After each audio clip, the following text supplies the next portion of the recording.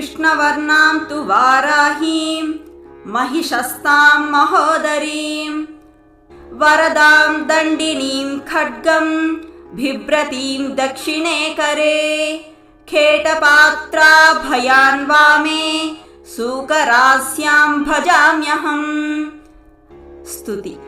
नमोऽस्तु देवि वाराही जयैकारस्वरूपिणी जपित्वा भूमिरूपेण नमो भगवतः प्रिये। जयक्रोडास्तु वाराही देवी त्वां च नमाम्यहम्।